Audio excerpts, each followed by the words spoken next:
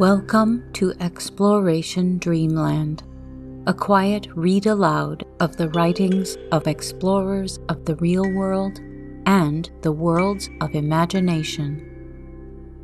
Drop anchor, relax into your comfortable bunk, and drift off to Dreamland with us as we read a lightly edited version of Pioneer Work in Opening the Medical Profession to Women. Autobiographical Sketches by Dr. Elizabeth Blackwell, published in 1895. The book will be read in order, so if you would like to begin at the beginning, please start with Season 2, Episode 26. A quick content note. Dr. Blackwell was an abolitionist, and in her years as a teacher, she did spend some time in places where slavery was an accepted practice. This episode will include occasional descriptions of enslaved people. Because she used the most respectful terminology that existed at the time, we have edited some passages to reflect current trends in language. If you prefer to avoid the subject, please rejoin us at episode 29. If you would like to stay in touch between episodes, you can follow us on Instagram, Twitter, or Facebook at Exploration Dreamland. If you would like to recommend a text, please email us at explorationdreamland, all one word, @gmail.com. You can also find our episodes on YouTube. Please subscribe or follow, and review us wherever you find us. Your actions will help others find us too. Now, take a deep breath in, and as you exhale, relax any tension in your muscles. Close your eyes, snuggle into your sleeping space, and listen to tonight's tale.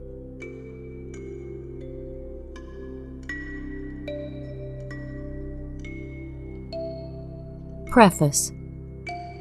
It has often been urged that a record should be preserved of some of the first efforts by means of which the medical profession of our day has been opened to women. In the belief that a large providential guidance may often be recognized in the comparatively trivial incidents of an individual life, this request of many friends is here complied with.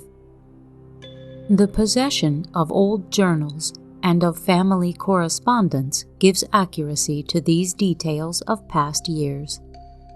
Hastings, 1895.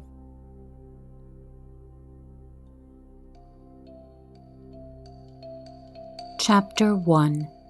Early Life in England, 1821. It is a great advantage to have been born one of a large family group of healthy, active children, surrounded by wholesome influences. The natural and healthy discipline which children exercise upon one another, the variety of tastes and talents, the cheerful companionship, even the rivalries, misunderstandings, and reconciliations, where free play is given to natural disposition, under wise but not too rigid oversight, form an excellent discipline for after life. Being the third daughter in a family of 9 brothers and sisters who grew up to adult life with strong ties of natural affection, I enjoyed this advantage. My earliest recollections are connected with the house in Bristol, number 1 Wilson Street, near Portman Square, to which the family removed from Counterslip, where I was born, when I was about 3 years old. My childish remembrances are chiefly associated with my elder sisters, For being born between two baby brothers who both died in infancy, I naturally followed my sister's lead and was allowed to be their playmate. Our Wilson Street home had the advantage of possessing a garden behind it, containing fine trees, and also a large walled garden opposite to it with fruit trees and many flowers and shrubs, which afforded us endless delight and helped to create an early love of nature.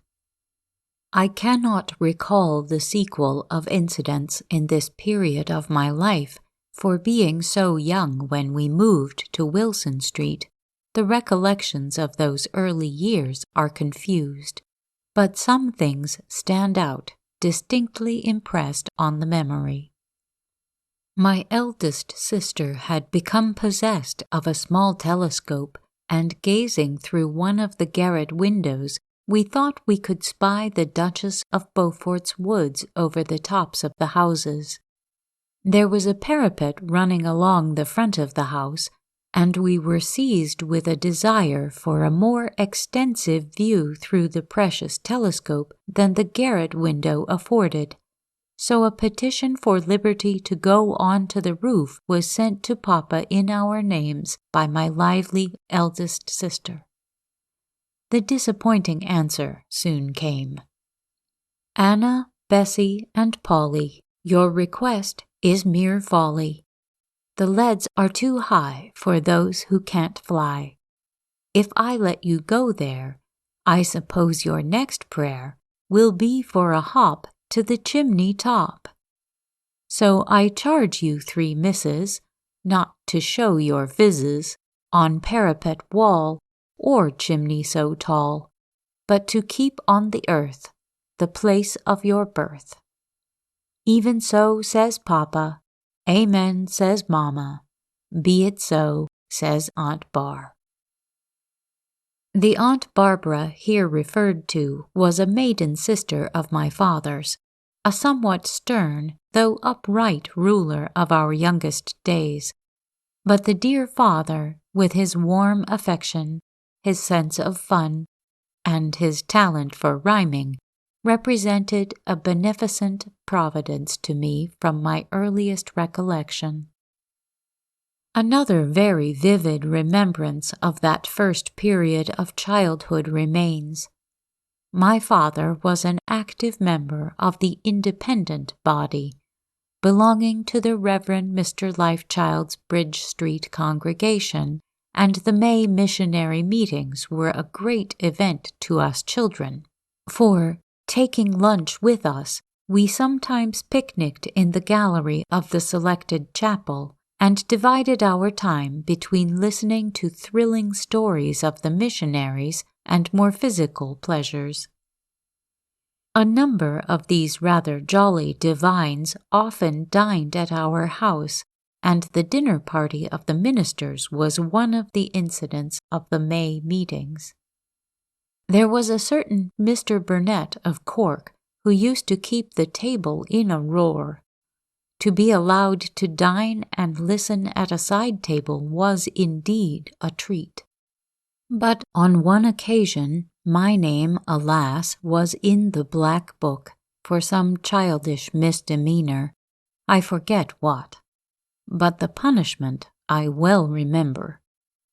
I was sent up to the attics instead of being allowed to join the dinner party. Upstairs in the dark, I leaned over the banisters, watched the light stream out from the dining room as the servants carried the dishes in and out, and listened to the cheerful buzz of voices and frequent peals of laughter as the door opened. I felt very miserable, with also a sense of guilt that I should have been so wicked as to let my name get into the Black Book, for I always accepted, without thought of resistance, the decrees of my superiors. The fact that those in authority were capable of injustice or stupidity was a perception of later growth. The impression made by this little incident on a childish mind was curiously shown on my revisiting Bristol after an absence of nearly 40 years. Wishing to see the scene of my early childhood, I called at the Wilson Street house, and its occupants kindly allowed me to enter my old home, the home which I remembered as so large, but which then looked so small. All was changed. The pleasant walled-in garden across the street, with its fine fruit trees, where we played for hours together with a neighbor's children, was turned into a carpenter's yard. The long garden behind the house, with its fine trees and stable opening into a back street, was built over. But as I stood in the hall and looked up, I suddenly seemed to see a little childish face peeping wistfully over the banisters, and the whole scene of that dining-room paradise from which the child was banished rose vividly before me. But a stranger incident still occurred as I stood there. The sound of a latchkey was heard in the hall door, and a figure that I at once recognized as my father's in a white flannel suit seemed to enter and look smilingly at me.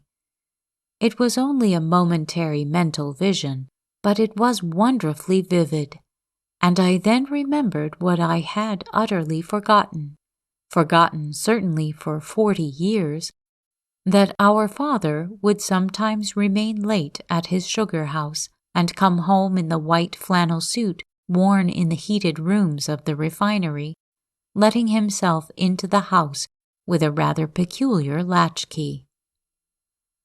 Far clearer and more varied recollections are, however, connected with the house in Nelson Street, to which we moved in 1824, and whence the family emigrated to New York in 1832. This comfortable family home, made by throwing two houses together, with its walled-in courtyard leading to the sugar refinery and my father's offices, was our town residence for 8 very happy years. Here the group of brothers and sisters grew up together, taking daily walks with our governess into the lovely environs of the then small town.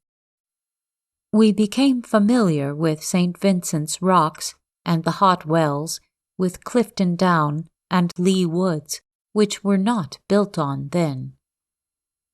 The suspension bridge across the Avon was a thing of the future, and Cook's Folly stood far away on the wild Durdham Down.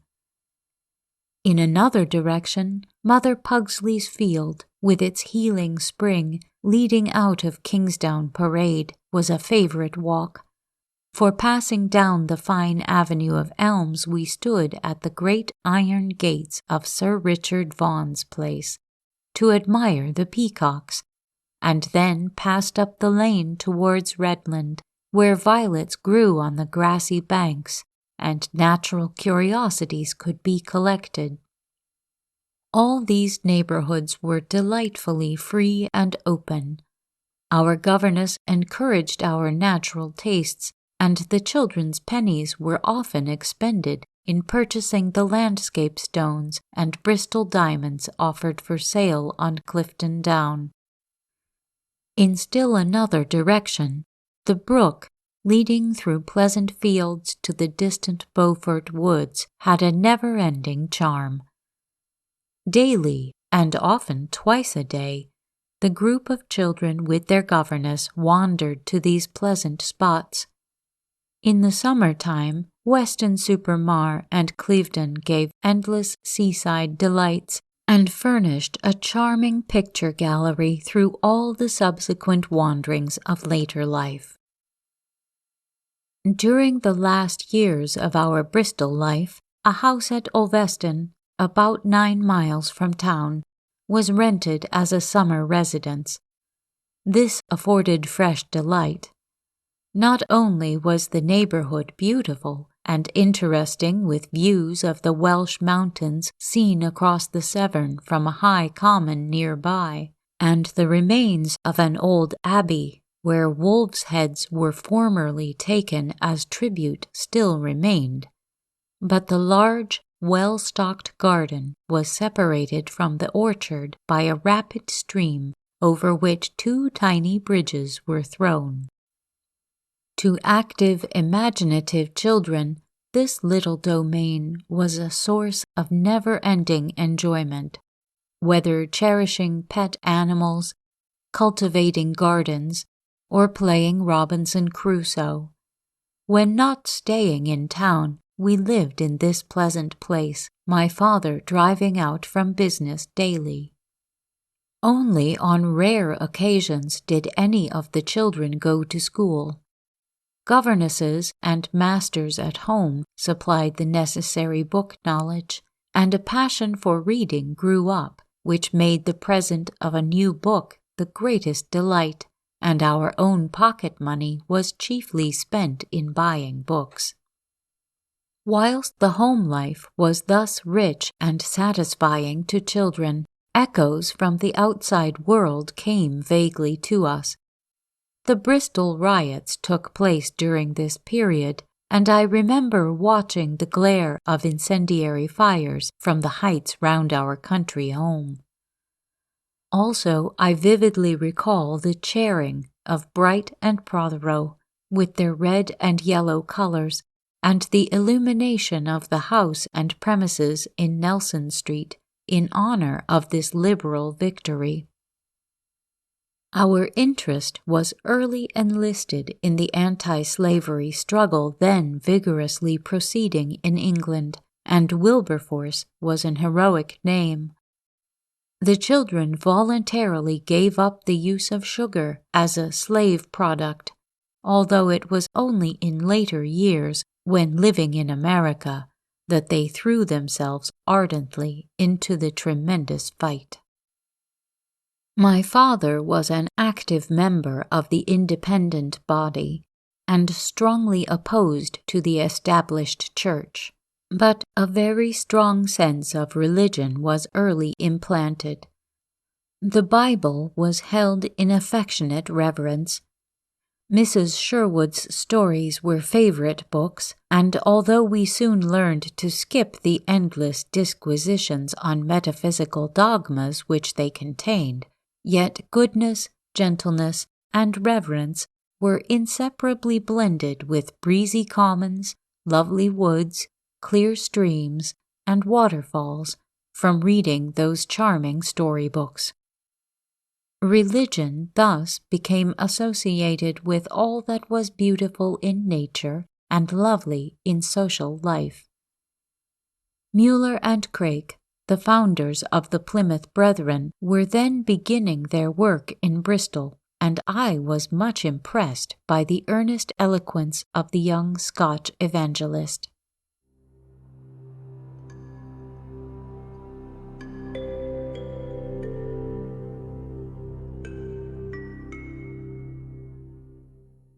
Emigration to the United States.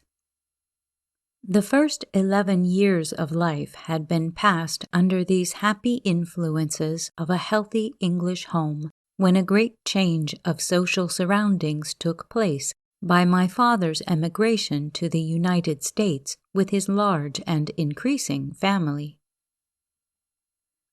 Early life in America. In the month of August 1832, the family party of 8 children and 7 adults sailed from Bristol in the merchant ship Cosmo, reaching New York in about 7 weeks. The cholera was raging in England when we left. We found New York comparatively deserted from the same cause when we arrived, and several steerage passengers died during the voyage. But the family party remained in good health, and the ocean life furnished delightful experiences to the younger travelers. The following 6 years were spent in New York and its suburb, Jersey City, across the bay. As daily pupil in an excellent school in New York, entering ardently into the anti-slavery struggle, attending meetings and societies, the years passed rapidly away. Our brothers being younger than the 3 elder sisters, habits of unconscious independence amongst the sisters were formed, which became a matter of course. Often in returning home from some evening meeting in New York, the hourly ferry boat would be missed, and we have crossed by the 11 or 12 o'clock boat with no sense of risk or experience of annoyance. We became acquainted with William Lloyd Garrison and other noble leaders in the long and arduous anti-slavery struggle. Garrison was a welcome guest in our home. He was very fond of children and would delight them with long repetitions of Russian poetry. But fierce antagonisms were already aroused by this bitter struggle, and on one occasion the Reverend Samuel H. Cox, a well-known Presbyterian clergyman, and his family sought refuge at our country house. This gentleman had stated in the pulpit that the Lord Jesus belonged to a race with darker skins than ours. At once the rumor went abroad that he had called Jesus Christ a black man, and it was resolved forthwith to lynch the doctor. So he came out to our country house on Long Island until the storm had blown over. Removal to Ohio, 1838. When I was 17 years old, my father removed from New York with his family to Cincinnati, then a small but flourishing town on the Ohio River, where a promising opening for the extension of his business presented itself. We left New York full of hope and eager anticipation. We were delighted with the magnificent scenery of the mountains and rivers as we crossed Pennsylvania by canal and stage, for it was before the time of railways, and sailed down the noble Ohio River, then lined with forests. With eager enjoyment of new scenes, the prosperous little western town was reached. It was picturesquely situated on a plateau overlooking the river and surrounded by pleasant hills. For a few months we enjoyed the strange incidents of early Western civilization, so different from the older society of the East. Amongst other curious experiences, we attended a public 4th of July picnic held in the neighboring woods. At this festival, the well-known Come Outers, the Wattles brothers, were the chief speakers. Footnote 1. Come Outers was a term then applied in the West to those who were dissatisfied with every phase of our social life. They were generally noticeable for their long hair and peculiar mode of dressing. End footnote. Augustus, the elder, had established in the unsettled districts of the West what he called humanity's barn, where any human being might find a night's shelter. His younger brother John was a chief speaker on this special occasion, and he concluded his speech with the following, to us, astounding sentiment, which was loudly applauded by the large assembly present, viz., priests, lawyers, and doctors, the trinity of the devil. But all these curious experiences were suddenly checked by a catastrophe which compelled us to face the stern realities of life in the strange land to which we had just removed without friends or pecuniary resources. This was the sudden death of our earthly providence. The hot, oppressive summer of that western climate proved too much for the English constitution of our father. Within a few months of our arrival in Cincinnati, he died, after a short illness, from bilious fever, leaving his widow and 9 children entirely unprovided for.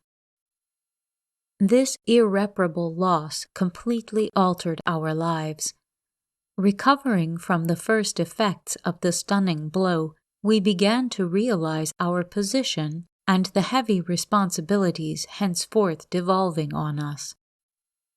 The 3 elder sisters set zealously to work and in time established a day and boarding school for young ladies, whilst our eldest brother obtained a situation in the courthouse of Cincinnati under Major Jeanneau. For the next few years, until the younger children grew up and were able gradually to share in the work, we managed to support the family and maintain a home. During this long struggle, our minds rapidly opened to new views of social and religious duty in the untrammeled social atmosphere of the West. The wider education of women was a subject then coming to the front, and we 3 sisters threw ourselves with ardor into the public conferences held in Cincinnati on this subject, actively supporting our staunch champion, Lawyer Johnston, who ably opposed the reactionary efforts of the Roman Catholic Archbishop Purcell in his endeavor to check the liberal tendencies of the age in relation to women's education. About this time, we had joined the Episcopal Church, being confirmed by the Venerable Bishop McIlvaine of Ohio. We became members of St. Paul's Church, of which the Reverend H. V. Johns was rector, entering heartily into its social life and teaching in its Sunday school. We shared also in the stirring political contest which took place when General Harrison defeated Van Buren, the Locofoco candidate for the presidency. Footnote 2. Locofoco was the popular name for the Democratic as opposed to the Republican candidate. End footnote. We attended political conventions and public meetings and joined in singing political songs. It was a most exciting time. Some years later, the New England Transcendental movement spread to the West. It was the era of the Brook Farm experiment. We became acquainted with the very intelligent circle of New England society settled in Cincinnati, of which the Reverend W. H. Charming was the attractive center.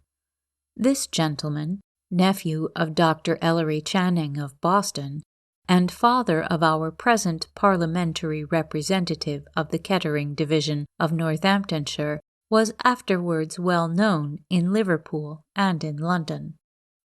He was a man of rare moral endowments and eloquence as a speaker.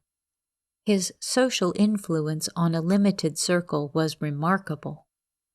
Men of thought and active intelligence gathered round him.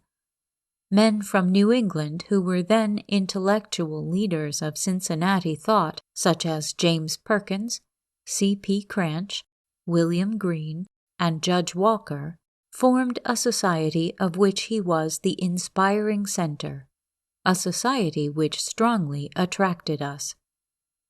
The Dial, and afterwards the Harbinger, with its anticipation of social reorganization, were then appearing.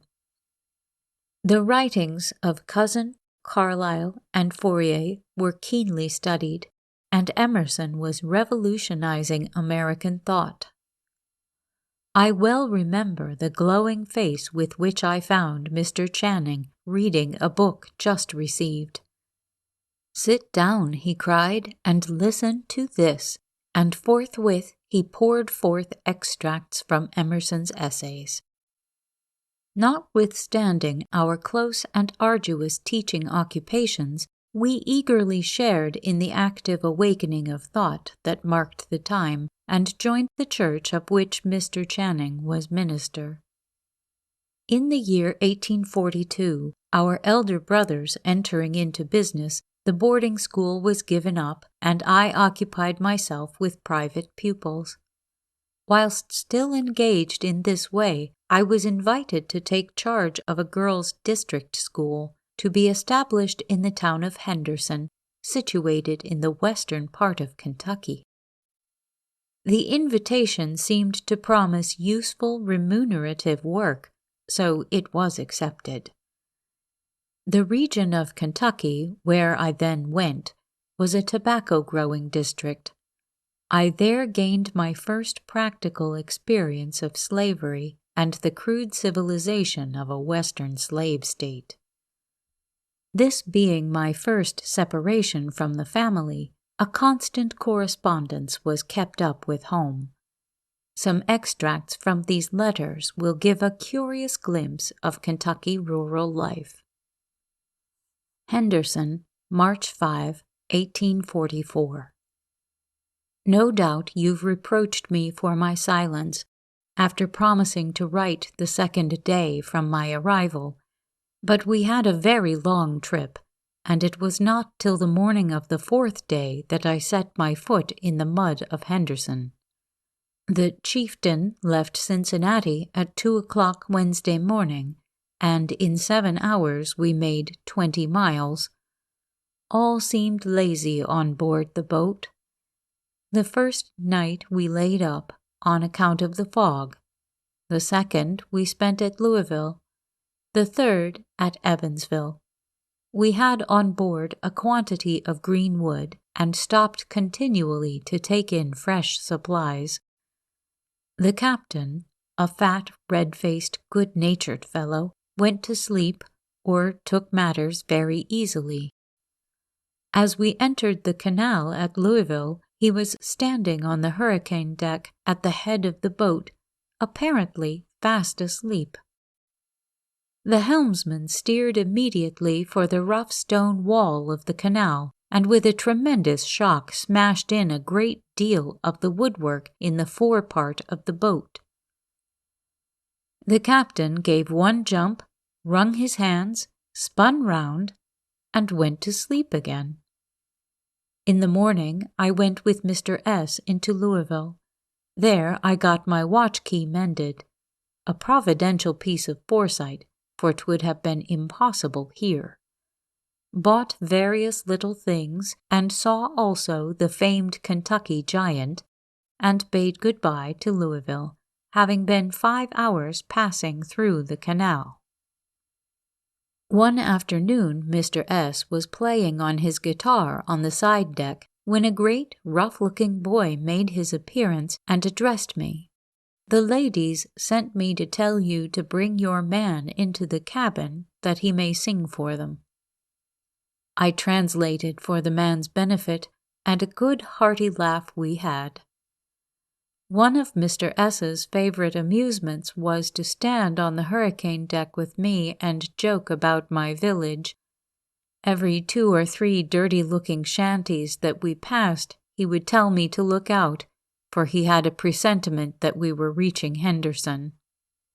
I grew almost nervous as we were approaching the situation, for really all the little towns we had passed looked so straggling, dingy, and uninteresting that it appeared to me almost impossible for a decent individual to inhabit them. You may imagine how I felt standing for the last time on a bright Saturday morning, with my last friend and remaining piece of civilization awaiting my destiny. The clerk approached. "Madam, we have reached Henderson." The boat turns. I give one glance. 3 dirty old frame buildings, a steep bank covered with mud, some dirty people at the foot, and behold all that I could see of my future home. I looked resolutely down, exclaiming to my French friend, "Laid, vilain, horrible." But the boat touched, and I was hurried off. Upon my inquiring for Dr. Wilson, a rough-looking man presented his arm. 3 other men seized my trunks to tote them up. The steamboat shoved off, and I followed my companion, holding his hand to prevent myself slipping down the bank. In the middle of the mud, I stopped to see the last of our friend and civilization. We waved our handkerchiefs till the boat was out of sight. And then, gulping down my tears and giving a few convulsive laughs, we proceeded on our way through a dirty little straggling country village. We stopped before a small frame house, entered a low, shabbily furnished room, where a poorly dressed, sleepy-looking woman was introduced as Mrs. Wilson. I longed to be shown to my bedroom, for my head was in a perfect whirl. But I had to sit down and talk about I know not what. At last I ventured to request permission to go upstairs. The daughter showed me up old, crooked, creaking steps and opened the bedroom door. How shall I describe it? A little window, looking upon the side of a house not 2 yards from it, the rough board walls daubed with old whitewash, the bed, the furniture, dirty, covered with litter and dust, all gloomy and wretched. My disposition to cry vanished at once. Tears froze far below zero. I smiled on my companion, who stood examining me, and asked to have my trunks carried up. This request brought my hostess, who with some confusion told me this was not to be my home, but that her niece was gone to make some preparations for my reception and would take me there in the evening, she being perfectly aware that I could not live in such a hole. The word hole revived me. The inhabitants of Henderson were, then, not perfectly blind. They had some little consciousness that there were degrees of decency. There was a small ray of comfort in that little word hole. I descended, and soon found that everything proceeded with real Kentucky slowness. Begin to teach on Monday? This was utterly impossible. The idea seemed to them preposterous. The schoolhouse was hardly selected. The windows were broken, the floor and walls filthy, the plaster fallen off, the responsible trustees not appointed, the scholars unnotified of my arrival. No, 'twas impossible. I must wait a week. But the idea of spending an unnecessary week in Henderson was insupportable. So I urged and argued and persuaded and ran about till a man was sent to mend the windows and another to clean the floor, and the responsibles came to visit me and promised to collect the scholars, and on Monday I was to begin. Then, to avoid the necessity of having to sit and repeat wearisome inanities, I set out, accompanied by the daughter, to view the so-called city. All looked dreary on a dull winter day. In fact, Henderson is a very small, very uninteresting country place, though it must be confessed the view of it from the river is the worst of all. Towards evening, I took a look at my schoolhouse. Nothing was done but mischief. The old man had flooded the muddy floor with water and gone away, leaving the floor like the bed of the Nile. 'Twas now too late to get the place into order. The people are very pious. Nothing could be done Sunday. So I resigned myself to fate, and followed my young hostess, a tall, graceful, sleepy-eyed girl, to my new quarters. A substantial, rough brick house opened its enormous gates to receive me. I entered a small, high-ceilinged bedroom, where I was to make one of 4, and then my conductress glided away to bring her mother and 2 other sisters. The sight of the sisters somewhat consoled me, because I immediately hoped to be able to teach for my board. The mother received me with good nature, and ever since I've been here, the whole family have treated me with kindness to the extent of their knowledge, one portion of which is never to leave me alone. and I, who so love a hermit life for a good part of the day, find myself living in public and almost losing my identity. Well, Sunday, and a refreshing Presbyterian sermon of an eternity's duration I must leave to your imagination. Monday, I ran about, and at last seated myself in Dr. Wilson's parlor, where I received a visit from one of the responsibles, a fussy, pompous little doctor who talked grandly, whereupon I talked grandlier, upon which he told me this was an epoch in the history of Henderson. Then in came the other responsibles, when I spoke, and they rejoined, and the little doctor called to order, and after a wonderful quantity of fuss, the schoolhouse was pitched upon, put into something like order, and on Tuesday morning I took my seat at the head of 14 girls and organized my school. March 20, 1844. So far as I can learn, I give general satisfaction, but I believe the people are a little afraid of me, particularly when they see me read German, for I often forget myself with Hoffmann. I am amused to learn accidentally how I have been talked over in every direction, and my teeth particularly admired in peculiarly Kentucky style. Well, I do declare she's got a clean mouth, hasn't she? White teeth seeming remarkable where all use tobacco. All the chief people of the place have called on me, which plagues me dreadfully, as I have to return the calls, and find them in the lowest degree uninteresting, with nothing to do but knit, nothing to hear but their own petty affairs. Then they are most unmerciful in the length of visit. If they live in what is called out of town, nothing will satisfy but giving up the afternoon, taking tea, and sleeping. The sleeping I have victoriously fought against, but the rest I have sometimes been betrayed into, and have sat hour after hour striving dreadfully to take an interest in the gossip, swallowing yawns until my eyes watered, and then suddenly awaking out of a long reverie on all of you, to the consciousness that everybody is sitting in awkward silence and that it is absolutely necessary to say something.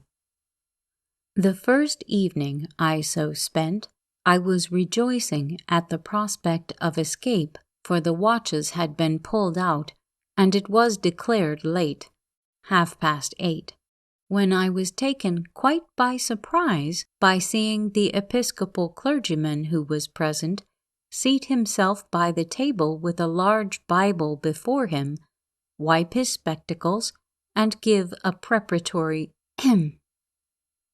I gave an inward groan, sat down again, and looked with a long face steadily at the fire, whilst a northwester was blowing all the time through a crack of the door into my ear.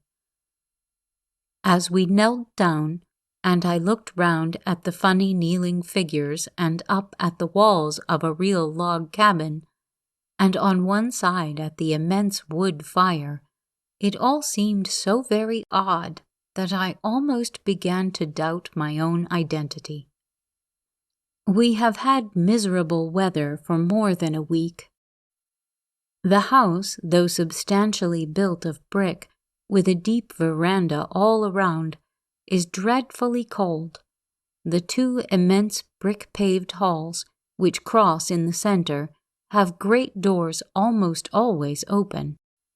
The 4 rooms, occupying the 4 corners, in one of which we sleep, have chimneys, all of which smoke. Then none of the windows seem to fit, and there are holes in the wall where the plaster has been knocked off and will be replaced, I suppose, next doomsday.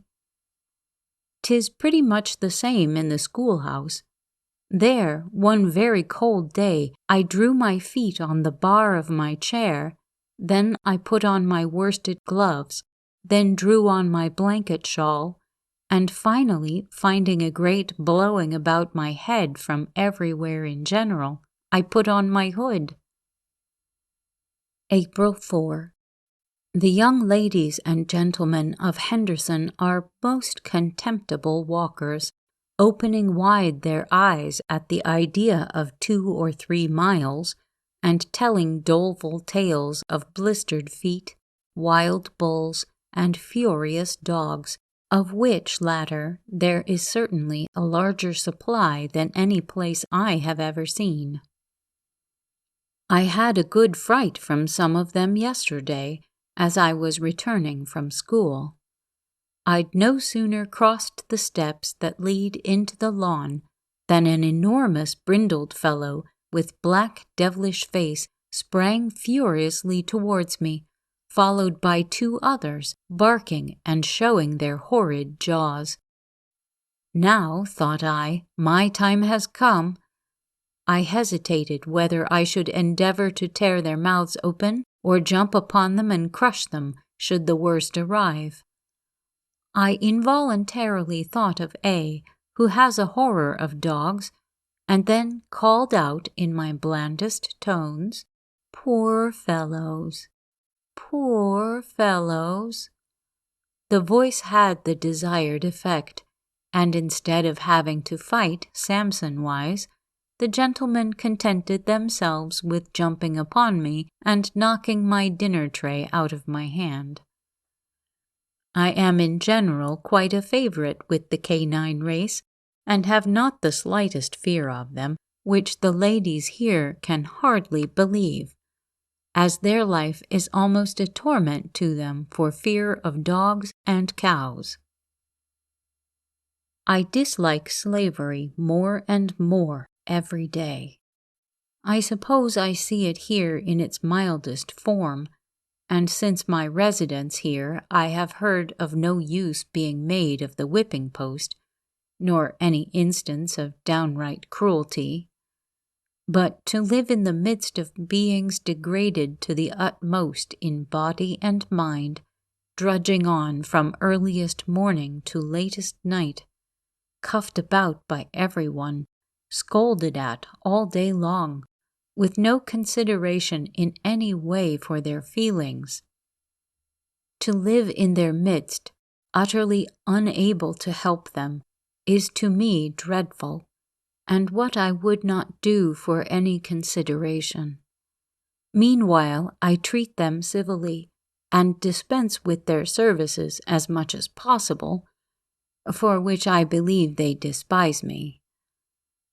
The mistresses pique themselves on the advantageous situation of the people they enslave. They positively think them very well off, and triumphantly compare their position with that of the poor in England and other countries. I endeavor, in reply, to slide in a little truth through the small apertures of their minds, for were I to come out broadly with my simple honest opinion, I should shut them up tight, arm all their prejudices, and do 10 times more harm than good. I do long to get hold of someone to whom I can talk frankly. This constant smiling and bowing and wearing a mask provokes me intolerably. It sends me internally to the other extreme, and I shall soon, I think, rush into the woods, vilify Henderson, curse the Whigs, and rail at the Orthodox, whose bells have been going in a fruitless effort at revivals ever since I have been here. Not, mind, mother, that I really have such diabolical feelings against the poor Orthodox in general and particular, but I have an intense longing to scream, and everyone here speaks in a whisper. My school, I think I have told you, is limited to 21. It has been full for some time, and many have been refused. The girls are a good, pleasant set, much more gentle than in Cincinnati, and all with faces that seem familiar to me. In fact, I have hardly seen a face in Henderson that does not torment me with a likeness to some former acquaintance. My school hours, for the present, are from 9 to 3. At 12:30 I ring my bell, when there is a general rush and devouring. I uncover the tin knife box devoted to me, and find regularly inside a saucer with 3 or 4 little slices of ham, a roll, a piece of cornbread, a cup of cream, and a raw egg. The latter I throw into the hot ashes, and when it has split with a loud report, I take it out, and, peeling off the coating of burnt egg and ashes, am generally happy enough to find a little clean piece in the middle, which I swallow and burn my throat. Then I put on my hood and gloves and walk up and down under a tree in front of the schoolhouse, eating the remainder and endeavoring not to think of you all, as I find it does not assist the digestion.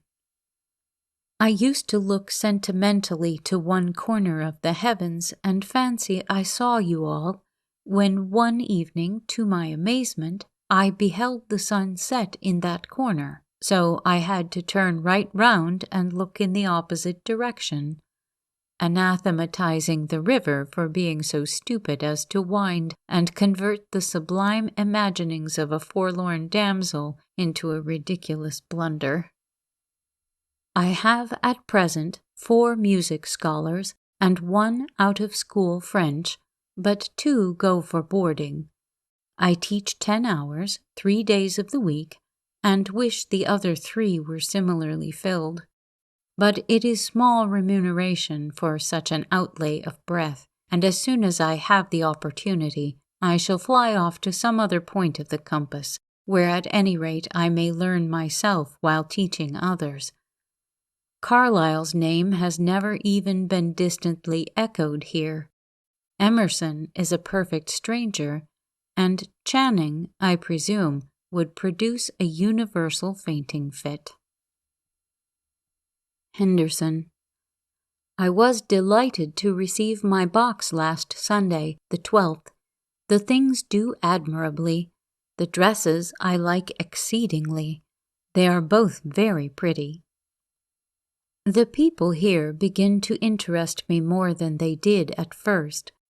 All continue very kind, and I think well satisfied. When I came here, I did not care one straw what was thought of my personal appearance. I dressed entirely from a principle of self-respect. Now I sometimes dress for others, and feel a slight satisfaction if the glass tells me I shall not scare people. Is not this a good sign? Do not imagine I am going to make myself a whole just at present. The fact is, I cannot find my other half here, but only about a 1/6, which would not do. There are 2 rather eligible young males here, whose mothers have for some time been electioneering for wives, one tall, the other short, with very pretty names, of good family, and with tolerable fortune, but unfortunately one seems to me a dolt, the other, well, not wise. So I keep them at a respectful distance, which you know I am quite capable of doing. There is a spot called Lover's Grove, about 3/4 of a mile from the town, a sweet place on the river bank, encircled by trees, with a hill behind, and a delightful walk by the riverside connecting it with the city. This used to be my Sunday afternoon stroll, but unfortunately it is the favorite resort of the beaux and belles of Henderson, who, during the summer, after afternoon church, regularly promenade thither in groups of 4 or 5 and meet accidentally on purpose. Here they stroll about, recline on the grass, watch the steamboats, flirt a very little, it being Sunday, and carve one another's names and sentimental verses on the unfortunate locust trees. I had many offers of an escort thither, and as many beaux as I might desire. I went once or twice, but at last got dreadfully tired of it, so while my party was busily engaged round a tree, I started off on a good brisk walk home, where some time after the others arrived, in some consternation to know how or why I had so suddenly vanished. I laughed at them and their sentimental doings, and they have not invited me since. I had a very pleasant drive yesterday to make a bridal call on the Presbyterian minister, who has been quite polite. The country reminded me in some parts of our charming Staten Island drives, though the scenery here will not, of course, compare with that little gem. The people of Henderson were all very friendly to me personally, and my relations always pleasant with them, but the injustice of the state of society made a gradually deepening impression on my mind. The inhabitants lived in constant fear of an outbreak among the enslaved people. Women did not dare to walk in the pleasant woods and country around the village for terror of runaways. Painful social contrasts constantly forced themselves on my notice. I well remember sitting with my hostess, who was reclining in her rocking chair on the broad, shaded veranda one pleasant Sunday morning, listening to the distant church bells and the rustling of the locust trees, when the eldest daughter, a tall, graceful girl, dressed for Sunday in fresh and floating summer drapery, came into the veranda on her way to church. Just at that moment, a shabby, forlorn-looking man in dirty rags approached the veranda. He was one of the enslaved persons working in the tobacco plantation. His errand was to beg the mistress to let him have a clean shirt on that Sunday morning. The contrast of the two figures, the young lady and the enslaved man, and the sharp reprimand with which his enslaver from her rocking chair drove him away, left a profound impression on the mind. Kind as the people were to me personally, the sense of justice was continually outraged, and at the end of the first term of engagement I resigned the situation.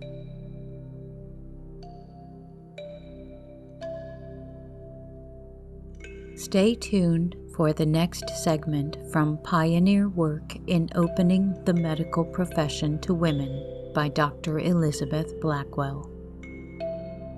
Please follow, rate, and review us on your favorite podcast app.